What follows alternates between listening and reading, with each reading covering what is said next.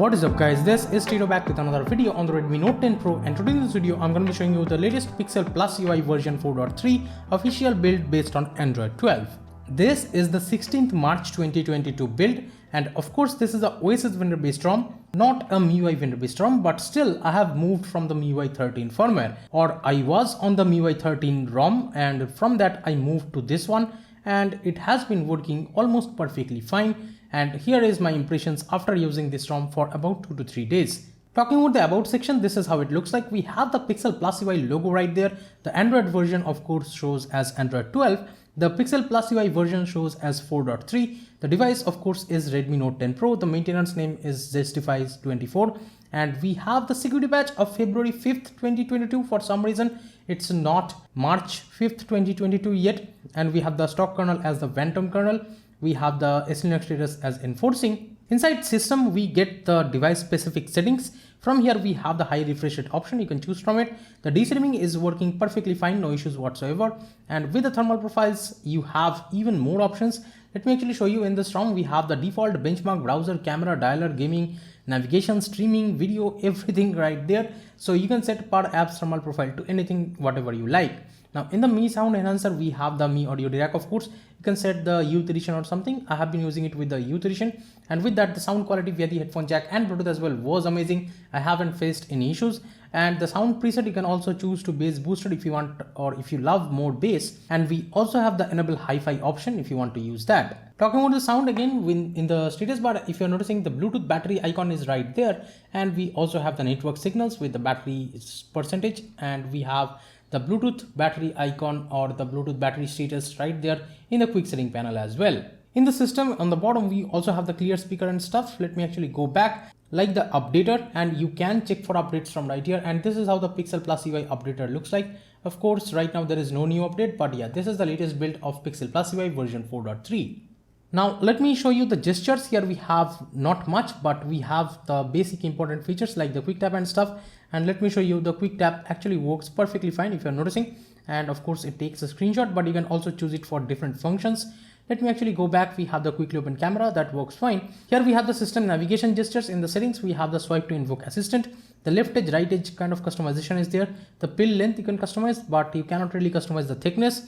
And we have the left edge, right edge customization. The haptic feedback option is there, and you can also enable the full screen gestures if you want to hide this pill bar as well. We also have the 2 button and 3 button navigations, but let me tell you, there is one thing that I have been seeing missing. That is the long press power button toggle torch. That thing is simply missing from this ROM, and even there are more features that are missing, which I'll talk about later on. But here we have the one-handed mode, and that is actually working perfectly fine. Let me go back. We have the swipe to screenshot, and that too is working perfectly fine. And there is the capture mode and stuff. If you are in an app where there is a lot of scrolling space like this, as you can see, there is the capture mode, and you can capture more stuff if you want to, just from this right here. And you can edit them out with the Google's markup app. And yes, you can just mark something like that. You can share it or save it, or you can just delete it if you don't want it. We have the prevent ringing option right here. Let me go back, and we also have the live translate feature if you want to use that. And there is the Gboard as the default keyboard of this ROM. Right now, let's talk about the home screen. We have the Pixel launcher by default. To the left, we get the Google's Discover page. And of course, swiping down gets to the notification panel. And actually in the quick setting panel, if you're noticing, everything is looking white because I have enabled the light theme, or I have disabled the dark theme. That's why it looks like this, and it is completely light. When I'm outdoors, this is very helpful. But yeah, if you enable the dark theme, of course, the whole quick setting panel and the settings panel as well will go dark, just like this. So yeah, dark theme and white theme both are working perfectly fine here, no issues whatsoever. Now we also have the power menu, but here let me tell you, there is no advanced reboot option. Like if I tap and hold on it, it goes directly to the safe mode. It asks for that. So yeah, there is no advanced reboot option, I think. So yeah, everything is going into the safe mode kind of thing. But yeah, that's how it is in the power menu. This is how it looks like. We have the edit toggle option, but in the quick setting panel as well, there is not much options like the FPS info and stuff. Those are simply missing. Also in the quick setting panel, if I show you, we have the airplane mode, the battery saver. Of course, we have the screen recorder. We have the device audio and the microphone audio recording at the same time. But if you're noticing the background, it has this hazy glass kind of look everywhere. And it also appears in the other pop-up windows. Like, let me show you. If I open this Bluetooth, as you can see, if I tap and hold on that Bluetooth settings, this is how it looks like. So yeah, it has this like frosty glass kind of look. It looks beautiful. Also, we have the flashlight, the mobile data and stuff, the Wi-Fi. Nightlight also works perfectly fine, no issues whatsoever. If you are someone who uses nightlight, that is actually working fine. We have the hotspot, the dark theme, the do not disturb, data saver, and the Google Home controls and the auto rotate. That's it. There is no always on display toggle, there is no FPS info toggle, everything like the de-dimming toggle, etc. Those are simply missing from here. Swiping up on the home screen gets you to the app drawer, and you can definitely search for any particular apps just like this. It also gives you the suggestions over there.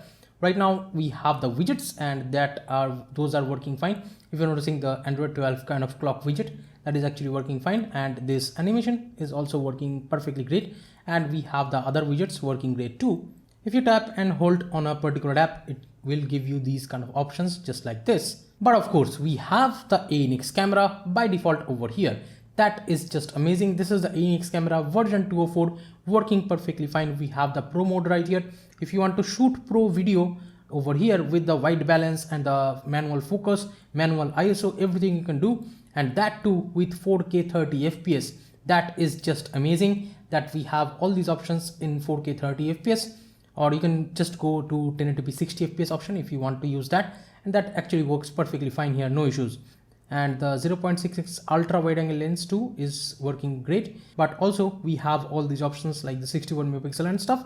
But let me tell you, the 61 megapixel is buggy, it's not perfect. The 61 megapixel only works indoors, it doesn't work outdoors. If you go outdoors and shoot 64 megapixel photo, it will come up to be 0.7 megapixel. So that's a bug. But other than that, let me show you the samples. Now, this is a macro shot, the super macro kind of lens shot that I have taken. This is the 5 megapixel photo right here, if you're noticing. And of course, as you're noticing, the picture has ample amount of details. This is a microfiber cloth picture I have taken. And let me show you other options. So this picture is a 16 megapixel photo and it has good amount of details, I would say. So yeah, this is a rear camera photo, by the way. And we have another one, again a 16 megapixel photo, but this comes out to be a little hazy. If you're noticing up close, you will see the rear camera pictures are not perfect. They have these hazy or blurry kind of effect, even though my hands were pretty steady while taking the picture. So this is a problem with the rear camera, but with the front camera, this is good enough, I would say, and it keeps very good amount of details. So again, this is a 16 megapixel photo, 16.2 megapixel photo to be precise, with the front camera. Again, this one is another 16 megapixel photo that is actually working perfectly fine here. If you're noticing, this is not with the portrait mode, and this is again a 16 megapixel picture. Another one, this is taken in indoors, and of course this is a 64 megapixel photo. And if you want to look for details, let me actually show you by zooming it in. Just notice how much details are there, and here it is, the record kind of text. So yeah, even the record button has ample amount of details, and these texts and stuff, everything has ample amount of details, no issues whatsoever. And 64 megapixel photo is actually working fine again, but again in indoors. This is 64 megapixel photo that I tried to take, but it came out to be a 0.7 megapixel photo. So yeah, if you're someone who uses 64 megapixel camera a lot outdoors, then this ROM is not for you, or any other custom ROM to be precise, because in all the custom ROMs, the ANX camera 61 megapixel mode is not working outdoors when there is a lot of sunlight. So that's it for the camera samples. So yeah, the camera is working almost perfectly for normal users, but yeah, if you're someone who is a pro camera user and you need all the features working, like the slow-mo and stuff working, then it is not for you. The slow motion is not working over here, but the normal things like the documents, the vlog mode, and the dual video mode, etc. should be working great. No issues whatsoever over here. So yeah, in terms of camera, I thought the OSS Vendor based ROMs are pretty bad, but right now they have improved quite a lot. The front camera pictures are not stretchy, or it doesn't come out to be 16:9 over here. So that's good, I would say. So OSS Vendor based ROMs are, I think, perfectly good for ANX camera as of right now, even for the Indian Redmi Note 10 Pro that has the 61 megapixel sensor. This was a big problem in the past with the OSS Vendor based ROMs. By the way, in the Google Photos, you get this backup and sync, and backing up photos and videos from this Pixel is free. So yeah, I think this is getting the Google Pixel's unlimited backup. Now inside the settings, this is how it looks like. We have the Pixelizer right there, and we have the Monet theme engine or the customization. There we don't have much things. Like we have the custom color option, but there is no pitch black kind of dark theme. So that's just weird. If you're someone who uses pitch black, that will be disappointing for you, because there is no pitch black kind of dark theme enabling option, but you can tweak the colors over here. And we have the status bar option, we have the network traffic, the clock and date customization are precise and they are there. We have the battery styles, you can choose it from these three things. And the show percent option is there for the battery percentage, of course. Percent inside option is there too. Mic and camera privacy, then the location privacy indicator is there. In the quick setting, we only have the show quick setting footer, text and the battery estimates. Let me go back to the buttons. Here we have only the show volume panel on the left side. By the way, this is how the volume panel looks like, and you can of course expand it just like this. But then again, in the buttons, there should have been the advanced reboot, but that's just simply not there in this ROM yet. And in the lock screen, we have the 4 small clock, but of course, why would you enable that in Android 12? I love the like big kind of lock screen clock, right? So yeah, in the lock screen, the bigger clock looks better. Lock screen charging info, of course, shows up, no issues. We have the in-call vibrations, the blink for incoming call flashlight. So that feature is there, but again, there is no long press toggle torch with the power button. And in the Misc settings, we have the launch app on headset connection, and we have the invert 3 button layouts. That's it. That's all the customizations we have here. And I think they are just not enough for me, at least. In the battery settings, this is how it looks like. We have the battery usage right here, and we have the 89% kind of showing up in bold font, and we have this battery bar. Battery saver option is there. The adaptive preference is of course there.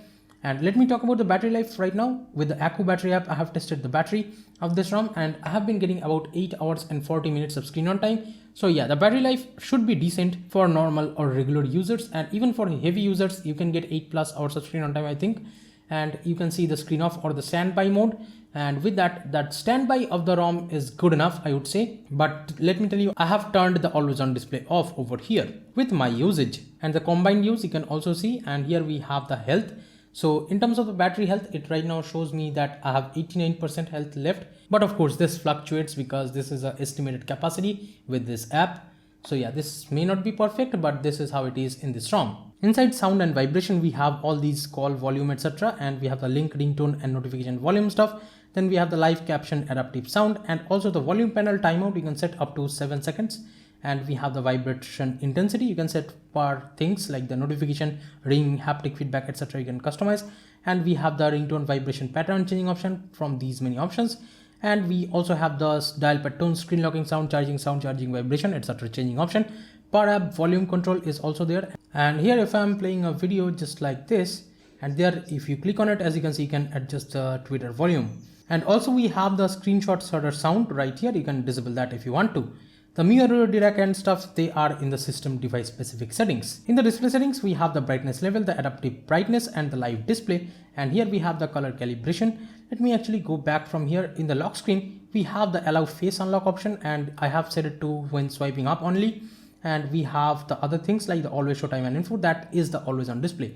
And we have the screen timeout, the dark theme. And inside dark theme, once you enable that, let me actually show you. Again, there is no pitch black option. The background stays a little gray.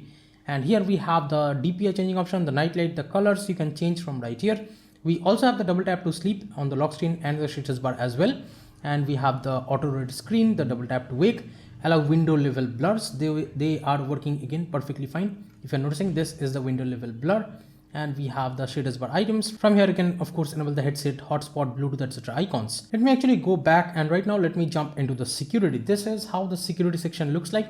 We have the pin lock, and if you go to the settings, we have the quick unlock right here. And inside the face unlock and fingerprint, we have added the face. And of course, you have the authenticate in apps option even for the face unlock, but I have disabled that. Also, I have enabled this when swiping up on lock screen for the face unlock. And let me show you, I have added 2 fingerprints over here. And also, if you want to use the app locks, of course they are there. Let me show you by just going into the app lock section. And in the protected apps, you can just search for any particular apps over here with the search button, or you can just lock any particular app that you want to open. So right now, if I open this app, which I have locked, this is how it looks like. And right now, if I tap the fingerprint scanner, as you can see, it unlocks. So yeah, this is very helpful that the app lock is there right out of the box. Also, we have the auto lock timeout for the apps. Then we have the collapse notification. And we have the enable biometrics for unlocking, of course. Let me show you the fingerprint scanner speed for normally unlocking. This is how the always on display looks like, by the way. And if I double tap over here, so for some reason the double tapping is not working, as you can see. Even if I double tap over here, it doesn't do anything. So if I click on here, so it does work. The double tap to sleep works. Right now again, the double tap to wake works too. Not really sure what happened. Let me try one more time. If I double tap on the status bar, the phone of course goes to sleep. This is how the always on display looks like. And here, if I double tap, as you can see, it's not doing anything. But if I tap the fingerprint scanner just to get the lock screen, then if I double tap over here, then the double tap to sleep and wake both are working. So this is kind of buggy, I would say, as you're noticing. Right now it's working fine and the animations looks great, and just tapping the fingerprint scanner, it unlocks. Let me show you a couple more times.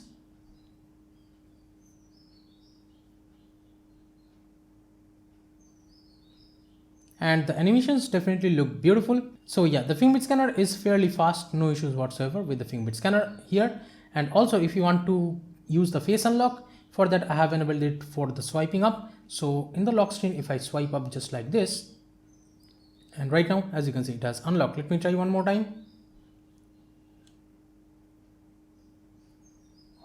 So if you're noticing, whenever it is recognizing or using the face data, as you can see, there is a black border in front of the front camera. Right now it is saying not recognized because I have turned the device around. So yep, I think it will unlock now. And yep, as you can see, the face unlock speed is pretty fast and it works 100% of the time. The face unlock and the fingerprint scanner both are working great over here, no issues whatsoever. Also, I'm not going to show you every time that the IR blaster, the safety net and the DRM info is L1 over here. You shouldn't worry about those. It has the Google dialer by default, and it also has the call recording option if you are looking for that. And VoLTE calling is again working perfectly fine, and call quality via Bluetooth or the earpiece or even the speakers or headphone jack, everything is fine. And the recent panel on this one comes up like this, and there is no clear all button right here. But for the clear all button, you have to go all the way to the left side and then clear all the apps from right here to the app, and then click on the apps icon. There is the split screen option. You just click on that and then just open Play Store or something. Then you can like use the apps in split screen mode. But yes, it's not Android 12.1, so it doesn't have the newer kind of split screen where you just can swap the apps from the bottom to top or top to bottom just from right here. Those things are simply not present because this is still Android 12, not Android 12.1. Talking about the performance, the whole UI stays very smooth over here. I haven't seen much issues, and it is actually faster than MIUI vendor based ROMs. I would say the OSS vendor based ROMs are almost always faster in the like general operations. And yes, 120 FPS I'm getting all the time over here almost. So yeah, this is a very fast experience overall. For daily driving or just generally browsing through the UI is very fast and smooth over here. You shouldn't worry about the performance of this ROM. And here are the Android 1 Geekbench code with a CPU stress test on this particular build. So let me know in the comments, what do you guys think about the PPUI or the PixelPlusUI on the Redmi Note 10 Pro, and give this video a thumbs up if you liked it. Subscribe to the channel if you have not yet. This is Tito from KD and Tech signing off for today. I'll be catching you guys in the next one. Bye bye now.